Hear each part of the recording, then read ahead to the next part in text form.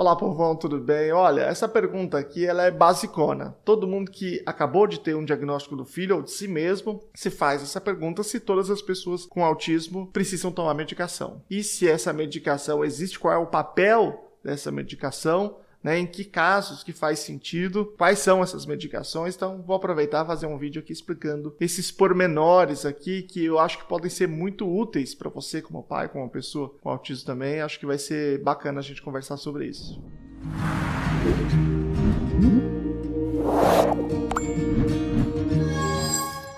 Meu nome é Luciano Lacerda, sou doutor em Educação pela PUC São Paulo, fiz o pós-doutoramento no Departamento de Psicologia da UFSCar. Eu estudo autismo e práticas baseadas em evidências. Antes de continuar, eu quero dizer o seguinte, ninguém vai dar ou deixar de dar remédio porque eu estou falando aqui das pesquisas que elas são, claro, muito mais abstratas. Quem fez a avaliação da sua criança foi um médico, então você vai seguir a prescrição do médico. E esse vídeo aqui está te ajudando a te empoderar do conhecimento científico sobre o tema para interpretar melhor, para dialogar com o seu médico, hein? O autismo ele é um transtorno que tem CID, né? Tem um código na Classificação Internacional de Doenças e Problemas Relacionados à Saúde, no DSM, que é o Manual Estatístico e Diagnóstico de Transtornos Mentais. Então, quando uma condição tem esses códigos, é uma condição que é diagnosticável, tudo isso, as pessoas vão muitas vezes, quase sempre, né? Talvez, procurar um remédio, uma medicação que dê para eles algum tipo de resposta, algum tipo de melhoria. Em relação a isso, é muito comum as pessoas dizerem assim, ó... Não, mas não tem remédio porque não é doença. Não tem nada a ver. Dor de cabeça não é doença, mas tem remédio. Febre não é doença, mas tem remédio. Pode ser decorrente de alguma doença, não necessariamente, mas tem remédio. Depressão, só para usar um caso bem relacionado, né, bem próximo. Depressão é um transtorno, porque é um quadro comportamental sintomatológico que tem uma etiologia, uma causação, agente causador e processo de causação que é muito diverso. Se vocês quiserem entender mais isso que eu estou falando, eu já fiz um vídeo falando se é doença ou não, eu vou deixar aqui, e aí eu explico um pouco melhor por que não é doença, né? Já adiantando aqui, dando spoiler. Mas o fato de não ser doença não quer dizer que não possa ter remédio. Isso não é verdade, tá? Isto é falso, é falácia. É o tipo de argumento fácil, excelente para Instagram, mas que não é verdadeiro. TDAH também é um transtorno, tem remédio. Então, isso não é verdade. De fato, muitas pesquisas já foram feitas sobre medicação com autismo, né? Eu já falei aqui sobre várias recentemente, vou deixar aqui também na descrição para vocês. Pesquisas recentes sobre bumetanida, sobre balovaptan, sobre ocitocina, são coisas que foram feitas recentemente sem sucesso. Então, assim, todas as pesquisas até hoje que foram feitas para o core do autismo, para a gente definir se alguma coisa é para autismo ou não, ele precisa endereçar o core, ou seja, ele precisa tratar aqueles aspectos que são os critérios centrais. Prejuízo persistente na comunicação social e comportamento estereotipado e repetitivo. Tá? Para essas duas coisas aqui,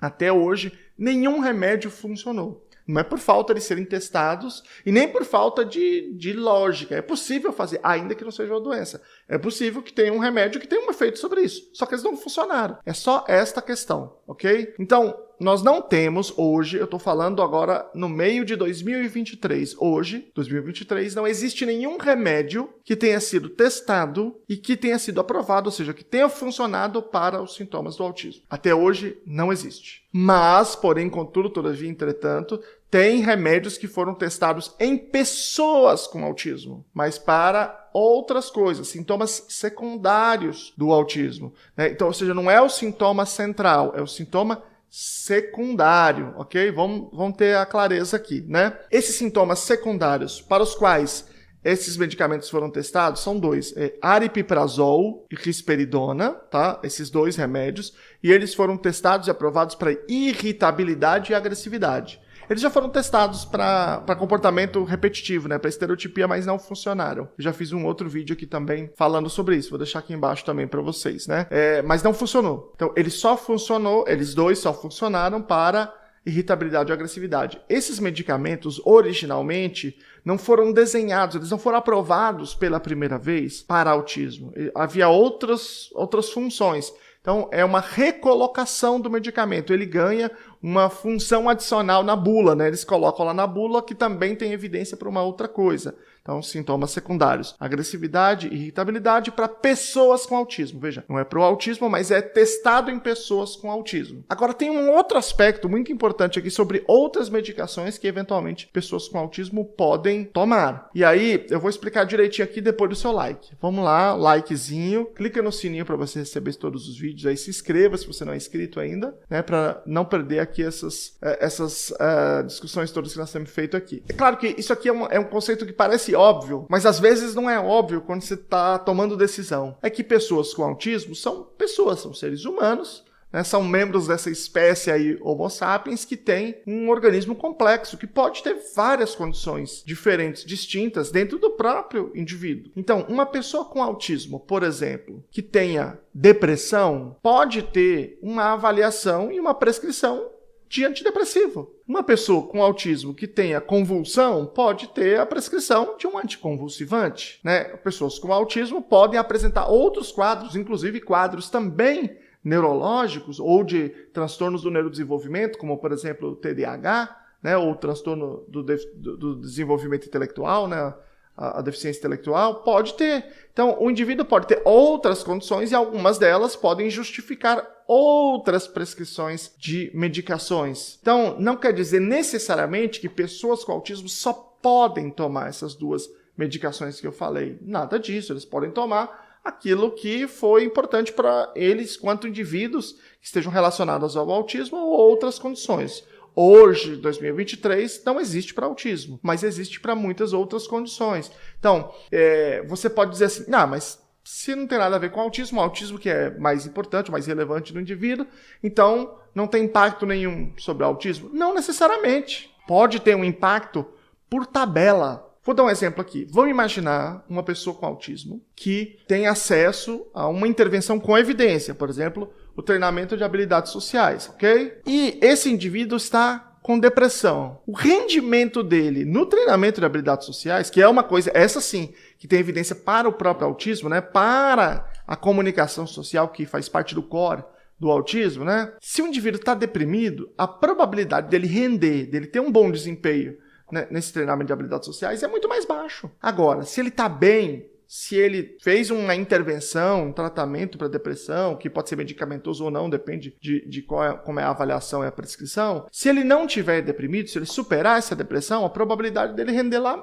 é muito melhor. Então é um efeito por tabela sobre o próprio autismo, entendeu? Se o indivíduo tem autismo e ele tem uma hiperatividade, um TDAH, um transtorno de déficit de atenção e hiperatividade, e o médico prescreve para ele um remédio, por exemplo, um metilfenidato, e ele toma aquilo ali e ele melhora, não estou dizendo que todo mundo tem que tomar, estou dizendo que para aqueles que o médico indica e que melhora desta hiperatividade e déficit de atenção, esse indivíduo vai render muito mais, ele vai aprender muito mais das intervenções e no próprio desenvolvimento natural, em casa, em todas as situações do ambiente natural. Então, existe um impacto por tabela no autismo. É por isso, por exemplo, que a pesquisa que está sendo feita do canabidiol lá na Universidade de San Diego, na Universidade da Califórnia, no campus de San Diego, eles fizeram um recorte que era o seguinte: a pessoa tinha que ter o autismo severo, já terminou lá o recrutamento e a intervenção, né? Agora só estão escrevendo o artigo, mas tinha que ter lá os quadros de autismo e não podia ter epilepsia. Porque se o indivíduo tem epilepsia e ele toma o canabidiol tem evidência para epilepsia refratária, por exemplo, né? E aí esse indivíduo melhora da epilepsia, isso tem um efeito por tabela no autismo.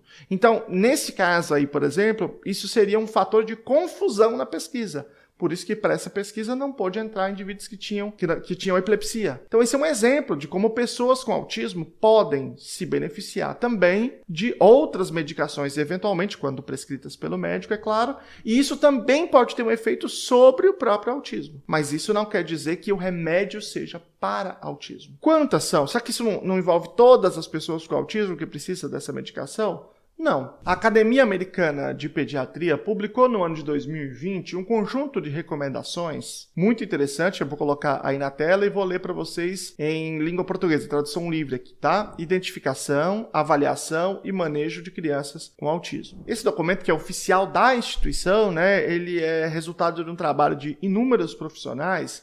ele indica, sumarizando aí todas as evidências científicas disponíveis sobre o tema, ele indica que cerca de 1/3 das pessoas com autismo somente é que tem um perfil para tomarem medicação, porque grande parte desses indivíduos são medicados sem que haja uma relação direta entre a medicação que eles estão tomando e os sintomas que eles estão apresentando, porque, como eu disse, não existe medicação para autismo, a medicação é para agressividade e irritabilidade. E mais do que isso, essas medicações, elas não servem para resolver este problema. Eu tomo um remédio e aí eu deixo de ter um comportamento de agressividade ou de irritabilidade. São medicações que servem para reduzir esses sintomas provisoriamente, enquanto o indivíduo está tomando as medicações. Quando as intervenções, de fato, as intervenções que são baseadas em ABA, elas têm espaço, elas podem ser implementadas. Então imagina o seguinte, por exemplo, né? Que eu tenho um indivíduo que ele tem, 90 quilos, tem 1,80 m e ele está em um quadro de agressividade muito alto. É muito difícil chegar perto desse indivíduo.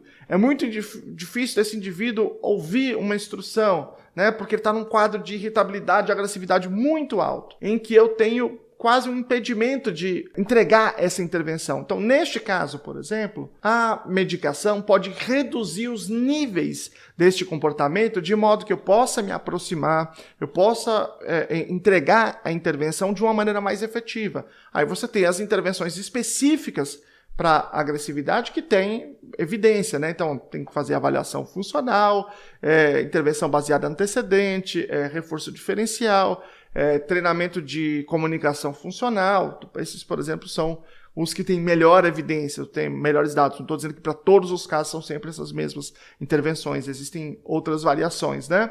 Mas são basicamente essas aqui que eu coloquei. Então, na verdade, a medicação ela não tem este papel de resolver estes problemas. Ele tem o papel de criar contexto para a gente entregar a intervenção com melhor evidência. Então, resumindo a informação aqui, não são todas as pessoas com autismo que têm indicação para medicação. Só 1/3 delas, cerca de 2/3, ou seja, a ampla maioria não tem este perfil.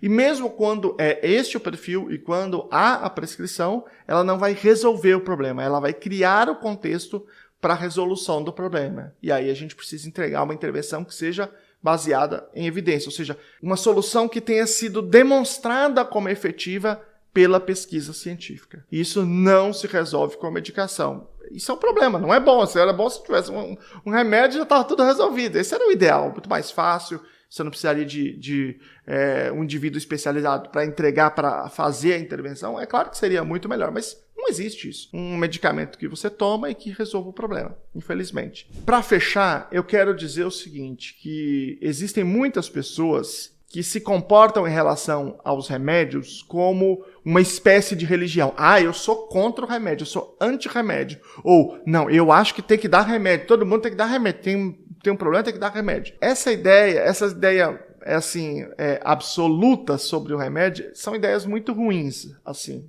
Estou olhando cientificamente para esse tema. O remédio, ele é muito bom quando ele tem um quadro, que é o quadro que foi testado, que a gente sabe que naquele quadro é benéfico. Ele é muito ruim se ele não for o quadro que precisa. Porque se indicar uma coisa para um indivíduo que não precisa daquela coisa, que não tem dados sobre aquela coisa, então isso já é contraindicado só por não haver evidência. Quem é antirremedista ou quem é totalmente pró para todo mundo, estão numa posição que é equivocada, é contraditória com a ciência. Então a ciência tem que dar para quem precisa, não tem que não dar, ou seja, a gente não pode, não deve dar para aquele que não precisa, né? Parece óbvio, mas na prática, quando você vai conversando com as pessoas, pais ou profissionais, você vê que esses equívocos acontecem muito comumente. E aí eu quero fechar dizendo o seguinte, tudo isso que eu estou falando aqui é para empoderar as pessoas, profissionais ou pais, da informação, para que vocês possam ler os artigos, para que vocês possam tomar decisões informadas.